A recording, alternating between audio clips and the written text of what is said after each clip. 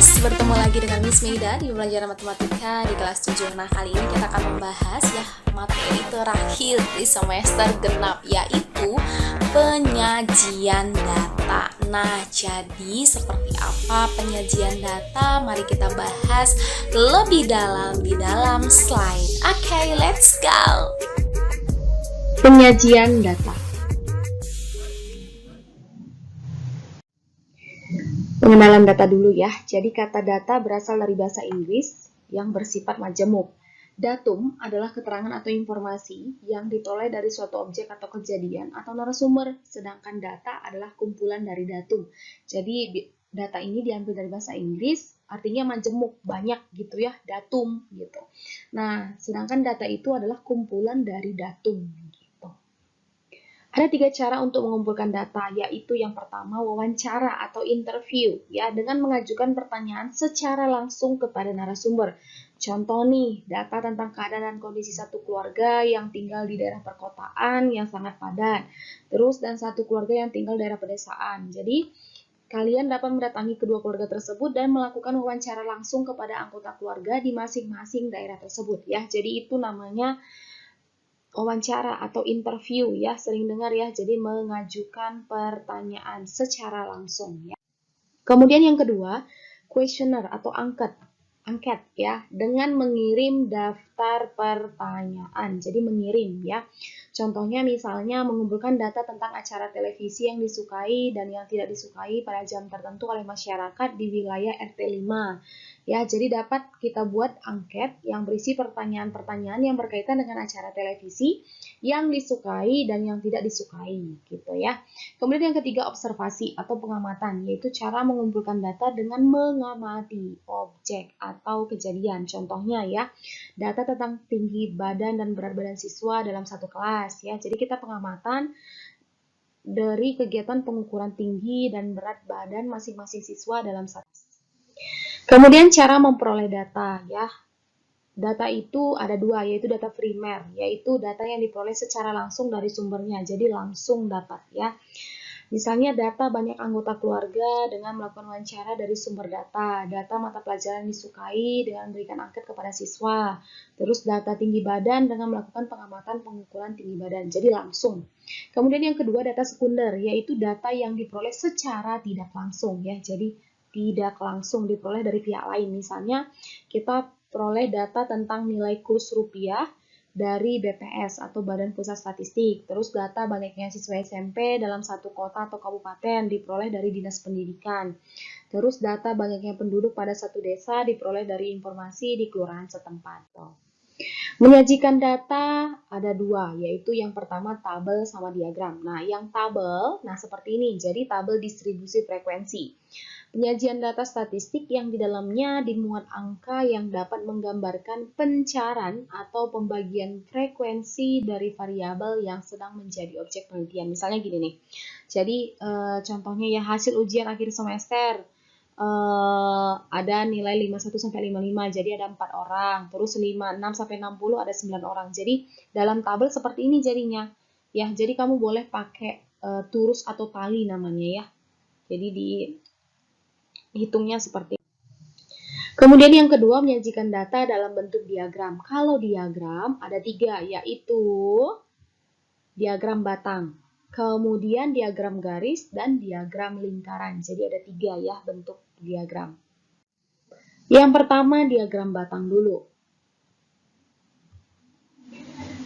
Diagram batang itu berbentuk persegi panjang, kemudian menggambarkan nilai pengamatan dan frekuensi, kemudian tinggi atau panjang batang menyatakan besar frekuensi, yang keempat nilai pengamatan pada sumbu X dan frekuensi pada sumbu Y. Jadi bisa kita lihat contohnya seperti ini. Misalnya tabel berikut menyajikan hasil perolehan suara pemilihan ketua OSIS SMP 1. Ya, jadi calon ketua OSISnya Aris, suaranya 25, Umar 45, Cecep 55, dari 15, Soleh 5 gitu ya. Maka kita menyajikannya dalam diagram batang. Nah, seperti ini. Nah, ini ya. Jadi ada sumbu X sama sumbu Y ya. Jadi ada sumbu Y, ini sumbu X. Nah, gitu ya. Kemudian, Aris kan kita 25 ya. Jadi dibuat, seperti ini. Jadi diagram batang seperti ini. Jadi di sini menunjukkan frekuensi ya, frekuensi. Yang ini calon ketua OSIS-nya gitu ya. Jadi calon ketua OSIS. Nah, Umar berarti 45, tarik lagi garisnya. Terus Cecep, Dari, dan Soleh gitu ya. Jadi inilah contoh diagram batang.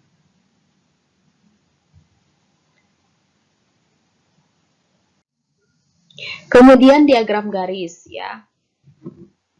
Nilai pengamatan pada sumbu X, terus frekuensi pada sumbu Y, kemudian pasangan antara nilai pengamatan dan frekuensi kita plot pada diagram XY.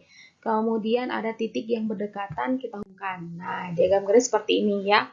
Jadi setiap 4 jam sekali Suster Ana mengukur suhu badan pasien yang dirawatnya. Data berikut merupakan rekap hasil pengukuran suhu badan salah seorang pasien yang dirawat Suster Ana yang dimulai pada jam 8 pagi ke jam 8 pagi berikutnya. Nah, seperti ini. Jadi jam 8 suhunya 38, jam 12 37,5, 16 38. Nah, ini datanya ya. Maka kita akan disuruh menggambar dalam diagram garis. Nah, sama seperti diagram batang, jadi ada sumbu X sama sumbu Y. Kemudian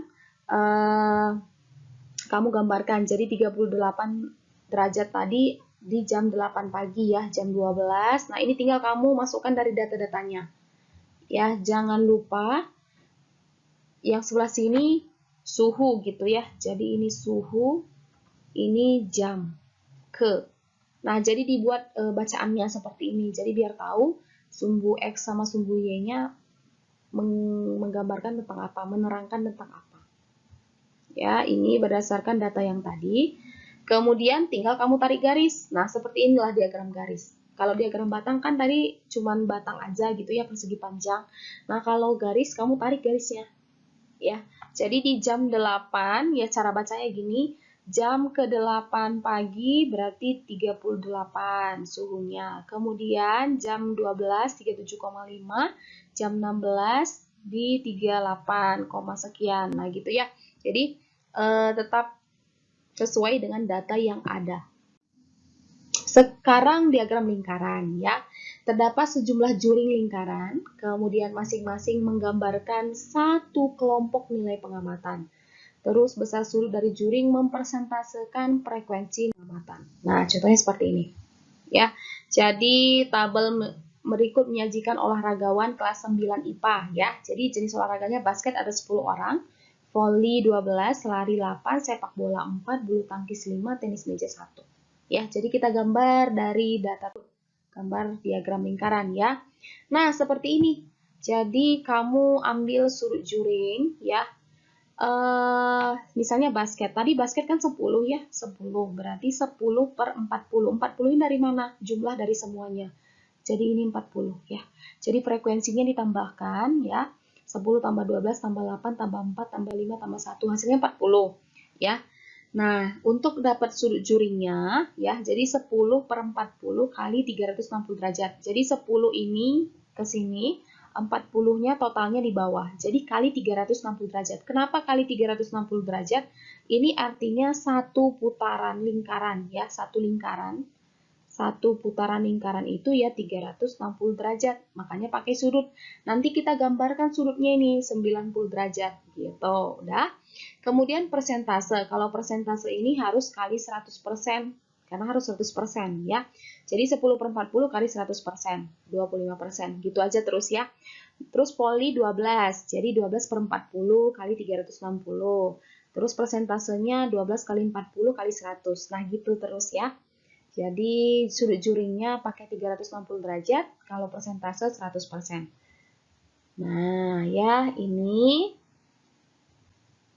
Nah, seperti itu. Jadi, jumlah dari semuanya ini 90 derajat, 108 derajat, 72 derajat, 36 derajat, 45 derajat, 9 derajat, pasti 360 derajat. Jadi ini semua total, ya, total.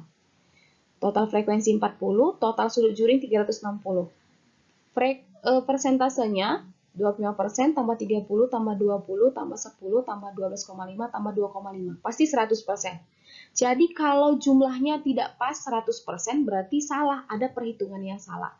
Kalau jumlah sudut juringnya 360 derajat tidak benar 360 derajat, berarti ada yang salah perhitungan kamu gitu. Jadi ini sudah pasti hasilnya akan 360 derajat dan persentasenya akan 100% gitu ya.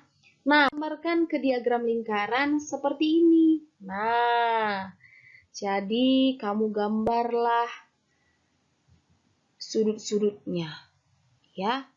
Terus dikasih keterangannya.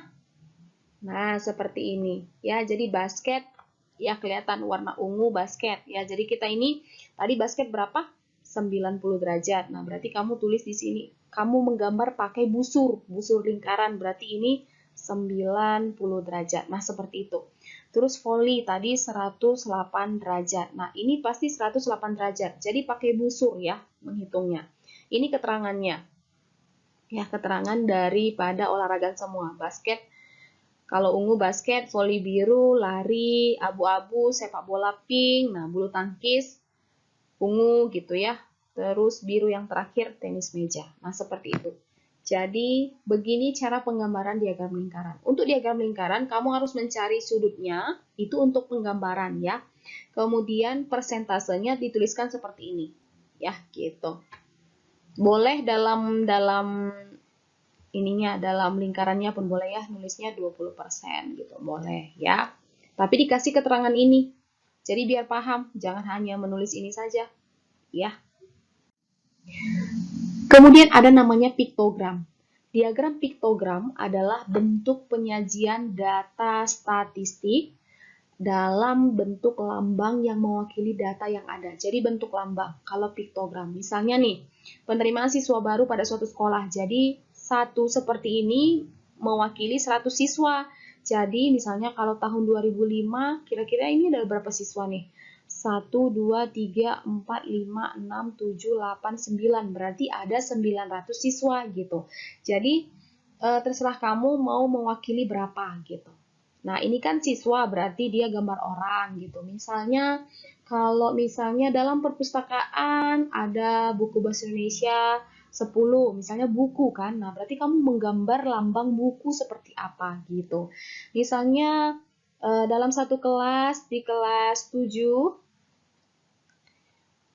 berapa orang yang menyukai bunga mawar. Berarti kamu gambarkan bunga mawar, jadi lambang gitu ya. Jadi seperti itu maksudnya.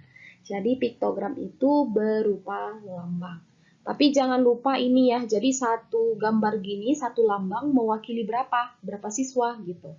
Kalau misalnya satu buku mewakili 4 buku misalnya, boleh ya. Jadi tergantung berapa jumlah yang diinginkan. Nah itu. Dan yang Miss mau tekankan di sini, ya, mau menyajikan data dalam bentuk apapun, harap lengkap gitu ya. Jadi lengkap, ada totalnya, ada frekuensinya berapa, terus ada kata-katanya, sumbu X itu melambangkan apa, sumbu Y itu menerangkan apa. Terus diagram lingkarannya ada sudut juringnya digambar pakai busur lingkaran, terus ada keterangannya, kalau mau diwarnai berarti warna ini ya gitu. Jadi dikasih tanda bahwa ini menerangkan yang ini gitu. Jadi lengkap. Nah, itu untuk penyajian data. Ya, jadi kamu mampu menyajikan data dalam bentuk tabel, dalam bentuk diagram dan piktogram ini. Ya, diagram ada 3, diagram batang, garis, dan lingkar.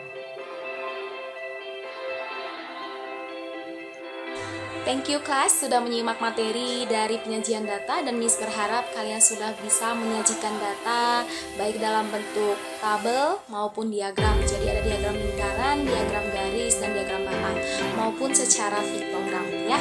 Oke, tetap semangat, tetap sehat,